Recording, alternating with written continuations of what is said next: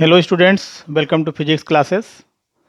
आज class 10th के chapter physics के चैप्टर में टॉपिक जो है विद्युत चुंबकीय प्रेरण, इसको हम पढ़ेंगे।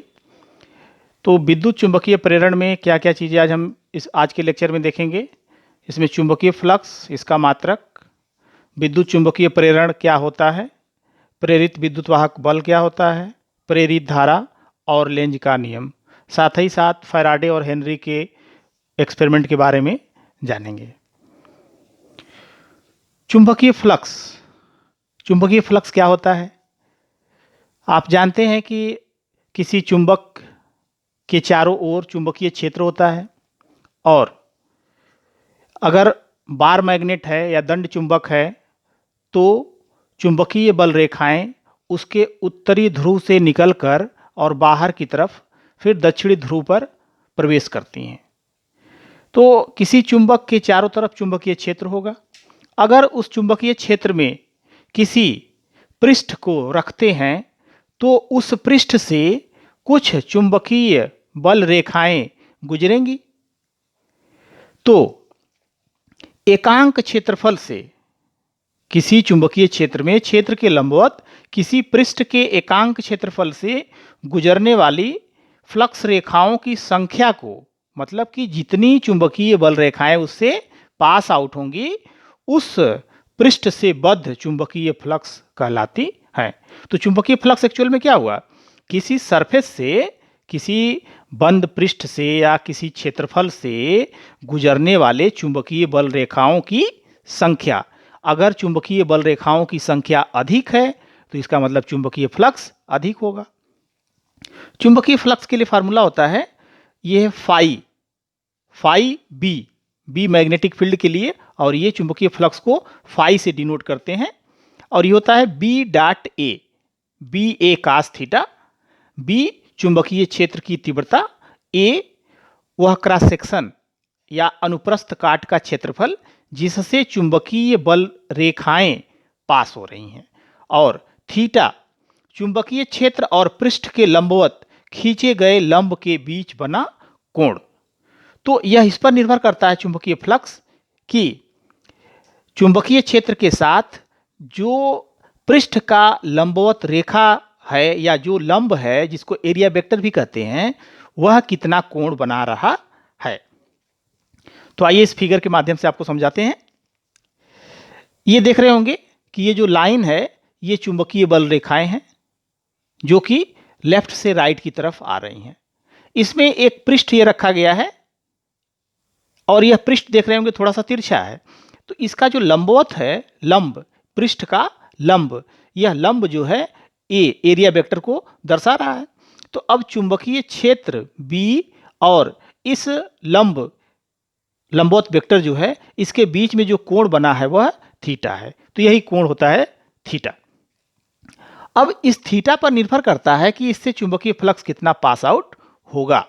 जैसे ये पृष्ठ देखिए, तो चुंबकीय क्षेत्र की दिशा किधर है? लेफ्ट से राइट की तरफ है। अगर हम इस पृष्ठ की बात करें, इस पृष्ठ की, तो इस पृष्ठ से इस पृष्ठ पर अगर हम लंब खींचेंगे तो यह लंब देख रहे होंगे एरिया वेक्टर ए है। तो बी और ए दोनों एक ही दिशा में हैं, तो थीटा की वैल्यू क्या होगी? 0 होगी।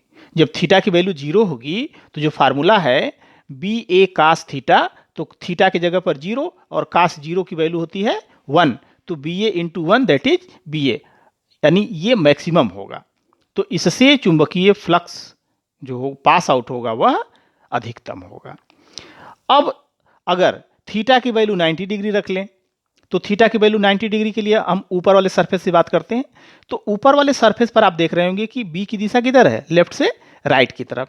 अगर ये सरफेस है तो इस सरफेस पर अगर हम परपेंडिकुलर ड्रा करेंगे तो किधर होगा? ऊपर की तरफ होगा। तो यह एरिया वेक्टर ए हो गया और इसके बीच में कोण बना 90 डिग्री। और आपको पता है कि कास 90 क्या होता है? कास 90 0।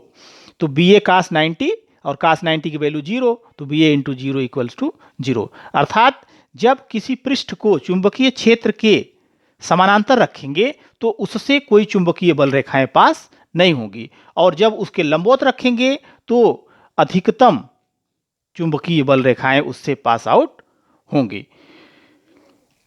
चुंबकीय फ्लक्स एक अदिश राशि है। अदिश राशि से क्या तात्पर्य है? अदिश राशि का से तात्पर्य है कि इसमें दिशा की आवश्यकता नहीं होती है। इसको रिप्रेजेंट करने के लिए या इसको जो है दर्शाने के लिए सिर्फ मैग्नीट्यूड या परिमाण की आवश्यकता होती है, दिशा की नहीं। चुंबकीय फ्लक्स का मात्रक वेबर होता है, किंतु एमकेएस पद्धति में इसका मात्रक किलोग्राम मीटर स्क्वायर प्रति सेकेंड स्क्वायर एम्पियर होता है। सीजीएस में इसका मात्रक मैक्सवेल होता है। तो वेबर जो है बड़ी यूनिट है और मैक्सवेल छोटी यूनिट है, इसलिए इन दोनों में एक संबंध होता है, 1 वेबर इक्वल्स टू 10⁸ मैक्सवेल। अब यहां पर कॉन्सेप्ट ये उठता है कि जो चुंबकीय फ्लक्स है कब धनात्मक होगा और कब ऋणात्मक होगा।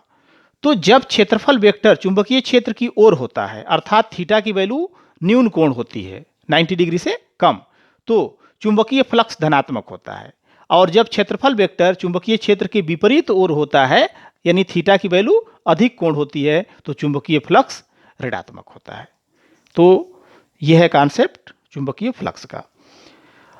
विद्युत चुंबकीय प्रेरण। तो विद्युत चुंबकीय प्रेरण क्या है? जब किसी बंद वैद्युत परिपथ से गुजरने वाली चुंबकीय बल रेखाओं की संख्या या चुंबकीय फ्लक्स में परिवर्तन होता है, तो परिपथ में एक विद्युत वाहक बल उत्पन्न हो जाता है। इस विद्युत वाहक बल को प्रेरित विद्युत वाहक बल और इस घटना को विद्युत चुंबकीय प्रेरण कहते हैं। और इसमें अगर परिपथ बंद है तो परिपथ में कुछ धारा उत्पन्न होगी, जो धारा उत्पन्न होती है उस वैद्युत धारा को प्रेरित धारा कहते हैं। परिपथ में विद्युत वाहक बल और प्रेरित धारा तभी तक रहते हैं जब तक कि चुंबकीय फ्लक्स में परिवर्तन होता रहता है, और जैसे ही चुंबकीय फ्लक्स में परिवर्तन बंद होता है या नियत हो जाता है, उस स्थिति में कोई प्रेरित वाहक विद्युत वाहक बल या प्रेरित धारा उत्पन्न नहीं होती है। इसी से संबंधित फैराडे एवं हेनरी के प्रयोग हैं। तो फैराडे ने 1831 में एक एक्सपेरिमेंट के जरिए जो है ये बताया था। तो उसमें क्या कहा गया है कि आप यहां पर देख रहे होंगे कि एक ये है नॉन कंडक्टिंग मटेरियल के ऊपर तार के फेरे लपेटे गए हैं, और इससे एक जो है यह सेंसिटिव गैल्वानोमीटर लगाया गया है। इस bar magnet, strong bar magnet के दंड चुंबक के नॉर्थ पोल को, उत्तरी ध्रुव को हम तेजी से बी की तरफ ले जाते हैं। तो जैसे हम ले जाते हैं तो इससे क्या होता है, इससे चुंबकीय बल रेखाएं निकल रही हैं। तो जब चुंबकीय बल रेखाएं निकल रही हैं तो जब इसके पास ले जाएंगे तो ये जो कॉइल का पहला हिस्सा है, दूसरा है, तीसरा, चौथा जो राउंड है, इससे जो फेरों की संख्या इसमें बढ़ रही है, तो चुंबकीय बल रेखाएं इससे पास आउट होंगी, तो चुंबकीय फ्लक्स में परिवर्तन होगा। जब चुंबकीय फ्लक्स में परिवर्तन होगा तो उस कॉइल में वैद्युत धारा उत्पन्न हो जाएगी, यानी प्रेरित विद्युत वाहक बल होगा और इसके कारण प्रेरित धारा होगी, और यह जो है क्षणिक होगा। जब तक इसमें जो है इसका मूवमेंट होगा तब तक ही इसमें विस्थापन या विक्षेपण होगा। तो इसी को यहां पर दिखाया गया है कि जो मैग्नेट है यह बाहर की तरफ एन से चुंबकीय क्षेत्र, बाहर की तरफ चुंबकीय बल रेखाएं जा रही हैं, और ये कॉइल है। तो अब इसमें आप देख रहे होंगे कि इसमें कोई सोर्स तो नहीं लगाया गया है। जब कोई सोर्स नहीं लगाया गया है धारा के लिए, लेकिन इसमें धारा का प्रवाह हो रहा है, तो कैसे हो रहा है? चुंबकीय फ्लक्स में परिवर्तन के कारण। और इसमें वैद्युत धारा या प्रेरित धारा की दिशा ऐसे होती है कि यह इस पोल का, नॉर्थ पोल का, उत्तरी ध्रुव का अपोज करता है, विरोध करता है। तो जब ये नॉर्थ पोल को इसके पास ले जाएंगे तो इसमें इसकी टेंडेंसी होगी नॉर्थ पोल बनने की, और जब नॉर्थ पोल बनेगा तो एंटी क्लॉकवाइज डायरेक्शन में इसमें धारा का प्रवाह होगा। इसी तरह से इनका दूसरा एक्सपेरिमेंट था कि धारावाही कुंडली के कारण प्रेरित विद्युत वाहक बल। एक कुंडली है, यह जो है एक धारावाही कुंडली है, माने इसमें धारा का प्रवाह हो रहा है। तो जैसे ही इसमें धारा का प्रवाह शुरू होता है, यह कुंडली चुंबक की तरह से काम करने लगती है। तो इससे चुंबकीय बल रेखाएं निकलती हैं और इसके बगल में जो द्वितीय कुंडली रखी गई है, इस द्वितीय कुंडली में फ्लक्स में परिवर्तन होता है। और जब फ्लक्स में परिवर्तन होता है तो इसमें वैद्युत वाहक बल, प्रेरित विद्युत वाहक बल उत्पन्न होता है, जिसके फलस्वरूप प्रेरित धारा उत्पन्न होती है। और इस प्रेरित धारा की दिशा इसके अपोज करने की दिशा में होती है। अर्थात अगर यह नॉर्थ पोल यहां पर अगर बन रहा है तो यह भी नॉर्थ पोल बनेगा, अगर यह साउथ पोल बन रहा है तो यह साउथ पोल बनेगा। कब? जब धारा की दिशा को बढ़ा रहे होंगे। लेकिन जब धारा की दिशा को यहां पर घटाते हैं, जब घटाते हैं तो इसके विपरीत पोल यहां पर बनता है घटाने की दिशा में। यानी अगर धारा की दिशा को हम, धारा के मान को अगर घटाते हैं तो यह इसकी प्रवृत्ति होती है कि यह उसको बढ़ाने का प्रयत्न करता है। तो जब बढ़ाने का प्रयत्न करता है तो उसी दिशा में, उसके धारा के मेन दिशा में ही यह प्रवाहित होने की टेंडेंसी रखता है। प्रथम कुंडली में धारा परिवर्तन के कारण समीप रखी द्वितीय कुंडली में प्रेरित विद्युत वाहक बल और प्रेरित धारा, ये दूसरी कुंडली है और ये प्राथमिक कुंडली है। इसमें धारा देख रहे होंगे कि जो सोर्स लगा हुआ है, धारा ऊपर की तरफ जा रही है और यहां से धारा निकल रही है। तो जब इसमें धारा, कुंडली 1 में धारा जो है प्रवाहित होती है तो बिना किसी रिलेटिव मोशन, मतलब कि आपेक्षिक गति कराए इस कुंडली को, इसमें धारा उत्पन्न होती है। तो कैसे उत्पन्न होती है? विद्युत चुंबकीय प्रेरण के कारण। वह कैसे? जब इसमें वैद्युत धारा प्रवाहित कराई जाती है तो यह परिनलिका की तरह से काम करता है और एक चुंबक की तरह से काम करेगा। तो इस तरह से यह, इसमें चुंबकीय बल रेखाएं इससे पास होने लगती हैं। जब चुंबकीय बल रेखाएं निकलती हैं तो वह इस कुंडली पर पड़ती हैं। तो जितने हिस्से से पड़ती हैं तो इसमें फ्लक्स का परिवर्तन होता है, और जब फ्लक्स में परिवर्तन होता है तो प्रेरित विद्युत वाहक बल और साथ ही साथ प्रेरित धारा उत्पन्न होती है, जिससे कि इस गैल्वानोमीटर में विक्षेप होता है, जो यह दर्शाता है कि इसमें प्रेरित विद्युत वाहक बल या प्रेरित वैद्युत धारा उत्पन्न हो गई है।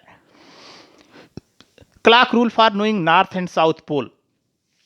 जब किसी लूप में अगर वैद्युत धारा का प्रवाह हो रहा है तो हम कैसे जानेंगे कि वह नॉर्थ पोल बन रहा है कि साउथ पोल बन रहा है? तो इसको आसानी से समझने के लिए अब आप ये देखें कि यह जो है, अगर सपोज कर लीजिए कि आपके सामने एक घड़ी लगी हुई है, ठीक? तो इस घड़ी में घड़ी की सुई जो है किस तरह से चलती है? घड़ी की सुई की दिशा ऐसे होती है, ठीक है? और यह घड़ी के सुई के चलने के विपरीत दिशा में है, ये विपरीत दिशा में है, माने कि एंटी क्लॉकवाइज। क्लॉकवाइज मतलब घड़ी के चलने की दिशा में, एंटी क्लॉकवाइज घड़ी के चलने के विपरीत दिशा में। तो अगर आप इसको बोलेंगे तो कैसे बोलेंगे? एंटी, तो पहले क्या आया? एन, तो इसमें जो सामने का सिरा है यह सिरा बनेगा नॉर्थ पोल। कौन सा पोल बनेगा? North pole. ठीक इसी तरह से इसमें देखें कि अगर यह जो है धारा की दिशा इसके विपरीत है, ये क्लॉकवाइज है, घड़ी के चलने के दिशा में है, तो घड़ी के चलने की दिशा में है तो इसमें देखिए बनता है एस, ये एस के आकार का बन रहा है। तो इसका मतलब है कि जब क्लॉकवाइज दिखेगा तो कौन सा पोल बनेगा? साउथ पोल बनेगा। तो इस तरह से इसे हम क्लॉक रूल्स कहते हैं। और इसी क्लॉक रूल को किसी कॉइल में फिट करके, जैसे अगर हम यहाँ पर बात करें कि यहाँ पर कौन सा पोल बनेगा, यहाँ पर कौन सा पोल बनेगा, तो यहाँ पे अगर हम ये मानते हैं कि ये तार, जो ब्लैक वायर आप देख रहे हैं, अगर ये अंदर से आया है तो अंदर से आया है तो इसकी दिशा हो गई ऐसे, तो दिशा ऐसे हो गई, इसका मतलब ये क्लॉकवाइज हो गया। जब क्लॉकवाइज हुआ तो कौन सा पोल बनेगा? साउथ पोल बनेगा। जब ये साउथ पोल बनेगा तो यह कौन सा बनेगा? नॉर्थ पोल बनेगा। अट्रैक्टिव केस में जब धारा का मान घटाएंगे, लेकिन जब धारा का मान बढ़ा रहे होंगे तो अगर यह साउथ पोल बना है तो यह भी साउथ पोल बनेगा। तो उसी के अकॉर्डिंग इसमें भी धारा का प्रवाह होगा। लेंज का नियम। किसी वैद्युत परिपथ में प्रेरित विद्युत वाहक बल अथवा प्रेरित धारा की दिशा सदैव ऐसी होती है कि यह उस कारण का विरोध करती है जिससे वह उत्पन्न होती है। इसे हम लेंज का नियम कहते हैं, क्योंकि इसे लेंज ने दिया था। लेंज का नियम ऊर्जा संरक्षण के सिद्धांत पर आधारित है।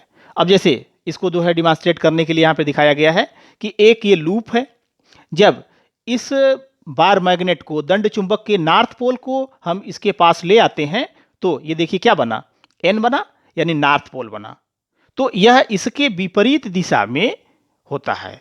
तो यही कहा गया है कि जब किसी वैद्युत परिपथ में प्रेरित विद्युतवाहक बल या प्रेरित धारा की दिशा कैसे होगी, ऐसे होती है, मतलब कि उसके अपोज में होती है और यह उस कारण का विरोध करती है। इसे ही हम लेंज का नियम कहते हैं। तो यहाँ पर इस चुंबक को इससे दूर ले जा रहे हैं, तो जब दूर ले जा रहे हैं तो देखिए एन है ये, तो इसमें क्या बना, एस बना। इसका मतलब है कि इसका अपोज करता है कि मतलब कि दूर न ले जाओ। अगर यहाँ पास लाए तो फिर क्या अपोज करता है कि पास न ले आओ। तो ये इसी आधार पर जो है लूप लॉ भी दिया गया है कि नॉर्थ पोल कब बनेगा और कब साउथ पोल बनेगा।